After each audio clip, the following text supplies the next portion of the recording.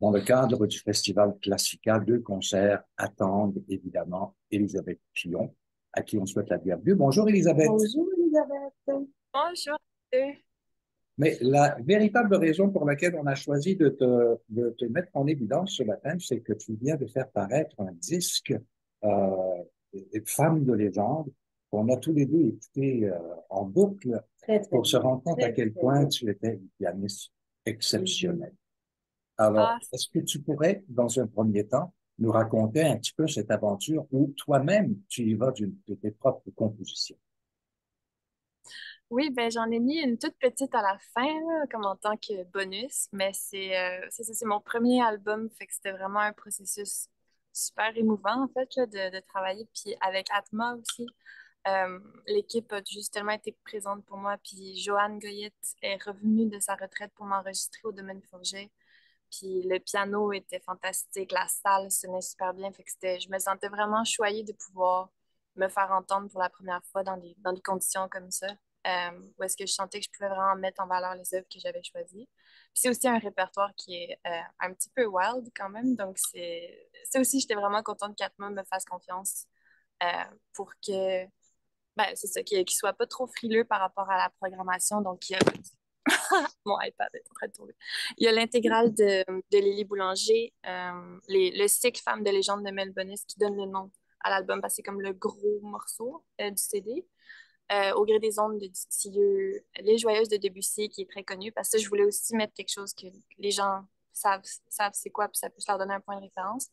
Puis une petite exception l'intégrale française, c'est Thomas Hadès, The Exterminating Angel, parce que, en fait, je trouve que c'est une musique qui est assez française au niveau des sonorités. Là. Je sais pas ce que vous en avez pensé en écoutant le disque. Puis aussi, il y a tellement de liens entre l'Angleterre et la France. Là, même toutes les autres compositeurs, compositrices sur le CD, ils ont quand même des bons liens. Fait que, c'est ça. Je me suis Parle, amusée. Oui.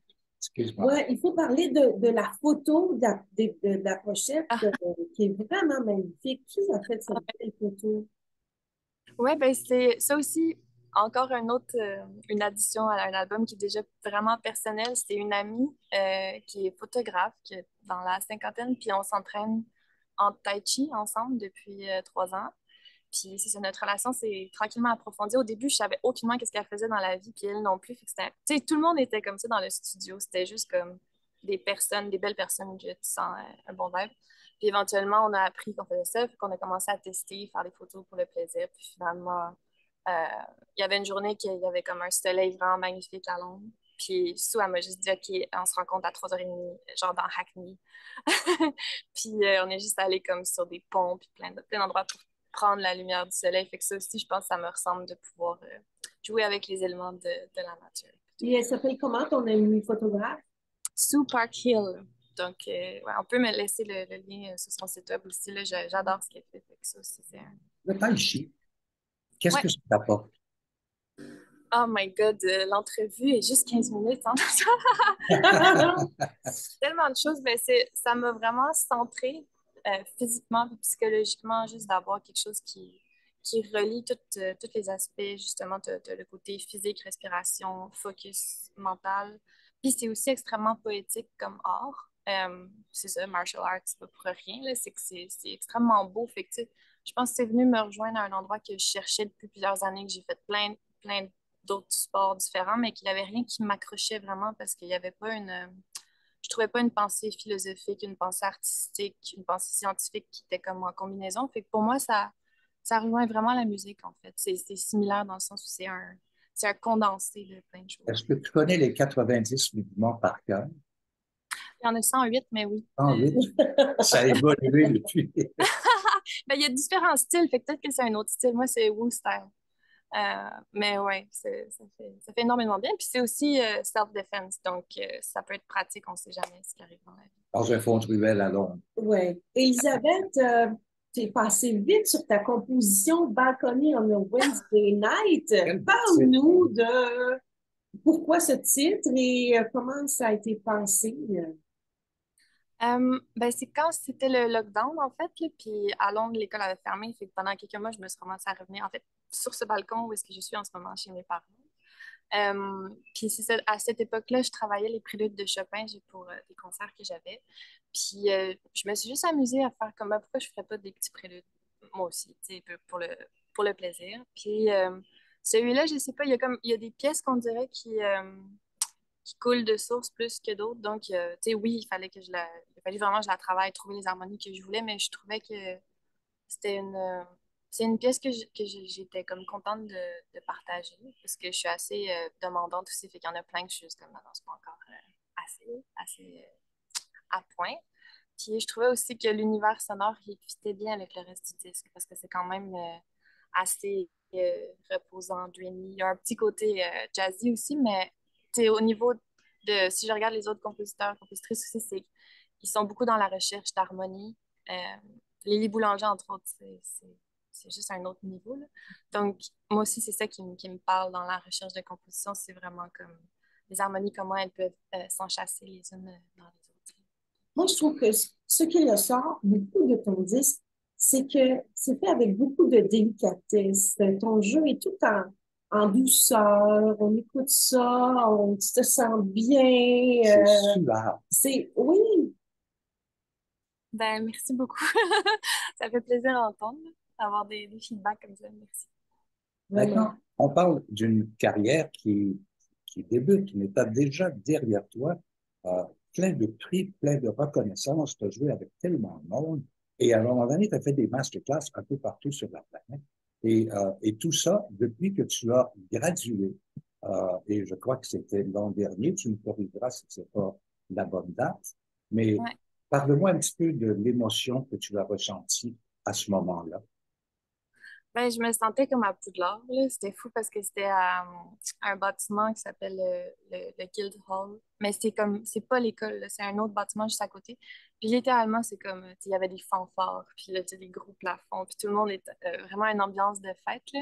Puis pour moi, c'est juste, je suis tellement reconnaissante des années que j'ai eues à Londres. Genre, j'ai étudié 4 ans à Guildhall, puis ça m'a complètement transformée. Tu sais, je pense qu'il y a des gens, il y a des rencontres, ben aussi des environnements qui te transforment vraiment au plus profondément de toi. Puis pour moi, ça a été ça, Gildor. Donc, je leur dois énormément. C'est grâce à eux que ça a ouvert la porte même de la composition. Ça a ouvert la porte des collaborations, de aussi tout de suite, ça a été qui es-tu en tant qu'artiste? Pourquoi tu fais de la musique? Qu'est-ce que tu veux apporter au milieu? Donc, il y avait vraiment une pensée derrière la pratique musicale qui m'a vraiment parlé. Puis mon mentor, Ronan O'Hara, on est encore vraiment en contact. Puis tout. Puis c'est un homme formidable qui m'a tellement donné, qui a été tellement généreux, puis qui m'a vraiment juste donné les outils pour que je me développe. Et non, c'était extrêmement touchant. Puis avec mes amis aussi, fait que c'était une belle célébration. Elisabeth, le contenu de cet album, on pourra l'entendre dans le cadre du festival Classica à Ouais. l'église presbytérienne Saint-Andrews le 3 juin à 21h. Est-ce que tu vas jouer aussi ta composition? J'espère que oui. Peut-être en rappel? En rappel, oui. Si les gens le demandent, je vais le faire. Pour l'instant, je ne programme pas mes compositions en concert, mais c'est drôle parce que j'avais fait un concert, je pense que c'était en janvier avant de repartir pour Londres. J'étais ici dans le temps des fêtes, puis justement, j'avais fait une petite section de Q&A là, à la fin du concert, puis les gens m'avaient demandé ce que tu composes. Puis là, ils m'avaient comme demandé si je pouvais jouer quelque chose, puis c'est la première fois que je jouais en public. Euh, mais oui, je ne suis pas fermée, si les gens le veulent. On verra. Et il y a un deuxième concert aussi, hein, joué dans le cadre Oui, du Oui. Festival Classica. Et là, tu ouais. ne seras pas seule. Non, je vais être très bien accompagnée. Fait que c'est avec Agnès Langlois, violoncelle, Guillaume Villeneuve au violon. Puis c'est aussi un concert de musique française. Donc, on fait des œuvres de Mel Bonis, Cécile Chaminade. Puis Cécile Chaminade, en fait, qui n'est pas sur le CD, mais que j'ai programmé samedi. Donc, c'est pas tout le répertoire du CD que je vais jouer samedi, Mhm. mais c'est Sonate en do mineur de Chaminade que j'ai découverte il y a 2, 3 mois, puis que j'étais genre, il faut que je programme ça, c'est trop bon. Elisabeth a une certaine fascination pour le piano. Ça se comprend, tu es pianiste, mais en même temps, tu as joué sur des instruments qui sont assez exceptionnels. Un mot là-dessus. Tu veux dire les pianos en général, genre les pianos Oui, forts? au Ben, piano et les pianos ouais, du 18e siècle, tout ça. ouais, ben je suis pas quelqu'un qui cherche à se spécialiser là-dedans, mais c'est comme c'est un intérêt que j'ai de genre comprendre, bon, c'est avec quoi il travaillait, même de voir c'était quoi le registre, c'était quoi les possibilités, c'était quoi le son de l'époque et tout. Donc, puis je trouve que ça informe la pratique sur un instrument moderne. Puis ben, les deux s'informent mutuellement aussi parce qu'on peut trouver plein d'outils qui font parler la musique bien sur un grand Steinway de 9 pieds qu'on aime beaucoup parce qu'ils sont bien puissants, ils ont du coffre. Mais ouais, c'est ça, je pense que c'est plus, ça me permet d'apprendre, d'explorer. Puis pour moi, un clavier, c'est un clavier. Je veux dire, c'est sûr il y a des différences et tout, mais je pense que si on mettait un éventail de pianos devant des gens de n'importe quelle époque, si tu es un peu curieux, tu veux les essayer. Ou quand tu penses liste, je pense qu'il y avait au-dessus de 80 pianos. Donc, je pense, un appétit pour le son. Elisabeth, à ce que j'ai cru comprendre, ta saison 2023-2024 va être passablement occupée. Tu vas jouer avec plusieurs orchestres. Parle-nous un petit peu des concerts qui s'en viennent là, dans la prochaine saison. Ouais. Ben, au Québec, là, c'est vraiment chouette parce que j'ouvre la saison d'Arion, d'ailleurs sur pianoforte. Donc, ça va Oui. être. Donc, on présente à la salle Bourgie concerto de Montgeroux et de Mozart. Parce que ça, on avait collaboré ensemble pour la première fois en 2021. Puis vraiment immense coup de cœur. Moi, j'avais trippé. Puis je pense que ça a été mutuel. Fait que je suis vraiment contente qu'il m'ait réinvité. Puis après ça, je joue avec l'Orchestre métropolitain en janvier. Parce que Oui. C'est Watanabe qui va être le chef. ouais, exactement. Puis je suis tellement contente parce que c'est l'œuvre de Lucia Garuta, un concerto que j'ai découvert il y a 2 ans, puis que j'étais juste comme il faut qu'on joue ça, ça n'a pas de bon sens. Fait que c'est aussi non seulement de jouer avec un orchestre de ce calibre-là, mais de jouer cette œuvre-là. Je suis juste tellement heureuse. Puis je joue le concerto de Ravel à Trois-Rivières avec Alain Trudel, parce qu'avec Alain aussi, c'est une collaboration déjà qui dure depuis. Ça fait pas si longtemps que ça, mais on a beaucoup joué ensemble. En fait, ça fait C'est 1 an. ça.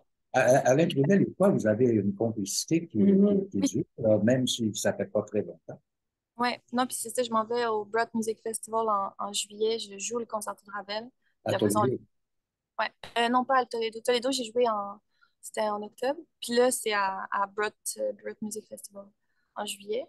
Euh, Fait que c'est ça, je pense que c'est toujours un bon signe si les gens avec qui tu travailles ont envie de retravailler avec toi. Fait que ça me donne confiance aussi pour le futur, puis continuer de me développer comme artiste. Là. Pour la suite des choses.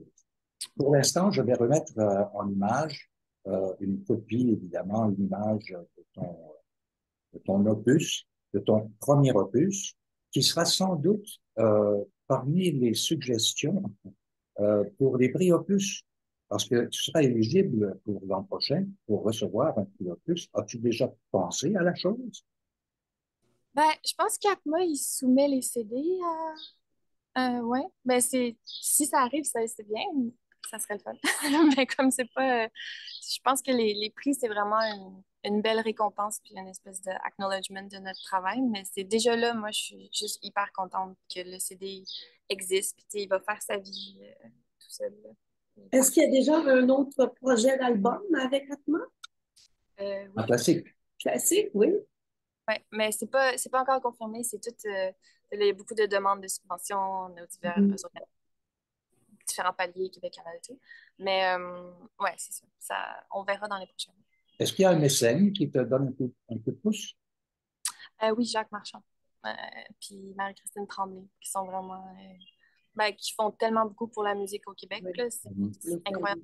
Ils sont impliqués dans des organismes aussi, là, qui viennent d'ouvrir une garderie aussi. Donc, c'est Mhm. beaucoup actifs au niveau de l'éducation puis de la culture. Donc, je pense qu'on leur doit beaucoup. Là. Ça a été un plaisir de te retrouver dans ton Merci. jardin, sur ton balcon ce matin. T'es fraîche Merci. comme un soleil, et puis je te souhaite une belle continuité. Puis on se retrouve au Festival Classique. Oui, avec grand Le plaisir. 3 juin à 21h et le 4 juin à 15h dans l'après-midi Ouais. à l'église presbytérienne Sainte-Anne-de-Pérouse. Mhm. Bon concert et bon été à toi. Merci à vous À aussi. bientôt.